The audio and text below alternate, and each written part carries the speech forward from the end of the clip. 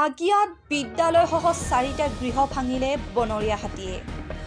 গোৱালপাৰা জিলাত উদ্বেগজনকভাৱে বৃদ্ধি পাই অহা হাতী মানুহৰ সংঘাতৰ মাজতে যোৱা নিশা পুনৰাই বনৰীয়া হাতীয়ে আগিয়া থানাৰ অন্তৰ্গত কৃষ্ণা আঞ্চলিক বন সংমণ্ডল অধীনস্থ বালিজানাৰ নিকটৱৰ্তী আমবাৰী নাৰায়ণপাৰা গাঁৱত পুনৰ ঘৰদুৱাৰ ভাঙি পেলোৱাৰ লগতে আমবাৰী প্ৰাথমিক বিদ্যালয়ৰ গৃহ ভাঙি ছিঙি লণ্ডভণ্ড কৰে।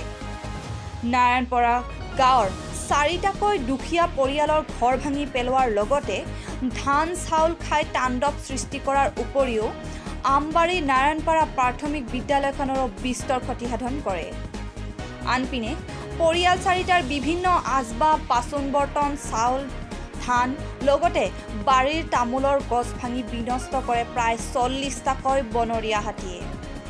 বনৰীয়া হাতীয়ে ঘৰ দুৱাৰ ভাঙি থকা সময়ত প্ৰথমবি প্ৰাণ ৰক্ষা কৰে অখিল ৰায়, সুশীল ৰায়, মনোজ ৰায়, পদুমী ৰায়ৰ লগতে পৰিয়ালৰ বাকীবোৰ সদস্য।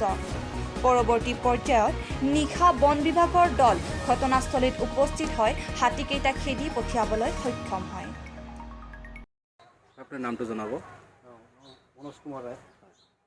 যোৱাকালি বনৰীয়া হাতীৰ জাকটোৱে আপোনালোকক কেনেকুৱা ধৰণৰ সন্ত্ৰাসৰ সৃষ্টি কৰিছে ইয়াত?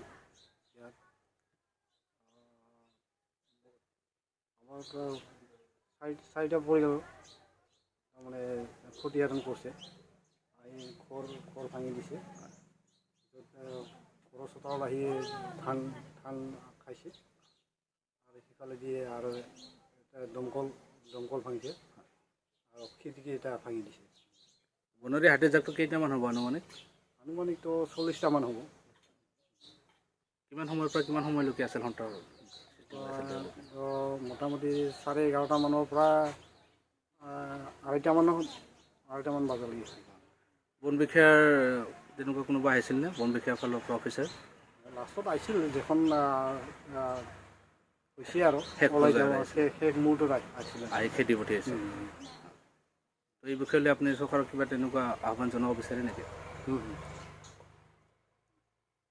কিবা যদি চৰকাৰৰ ফালৰ পৰা কিবা যদি সাহাৰ্য আগবঢ়ায়, বন বিভাগৰ ফালৰ পৰা তাৰমানে আমাৰ অলপ ক্ষতিসাধন কৰে। আমি দুখীয়া মানুহ, অলপ ক্ষতিপূৰণ দিলে ভাল হ'ব আৰু।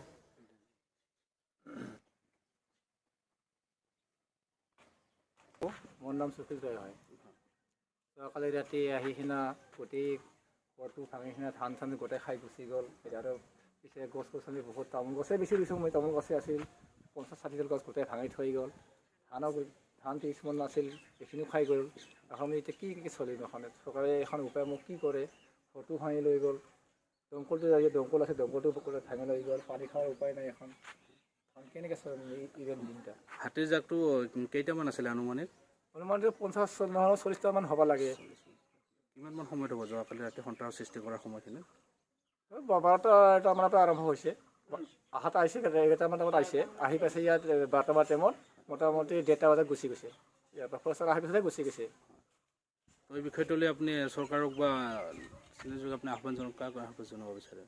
চৰকাৰে এখন মোক এইটো এখন কি কৰে ব্যৱস্থা এইটো মই নাজানো। চৰকাৰে কিবা এটা দিলে ভাল আছিল আৰু। যিহেতু আপোনাৰ ধান চাউলবিলাক আপোনাৰ লগত নষ্ট কৰিছে আৰু লগতে আপোনাৰ তামোল গছ নষ্ট কৰিছে। ধান চাউল গোটেই লাগিছে, একো নাই আৰু কি খাম আমি।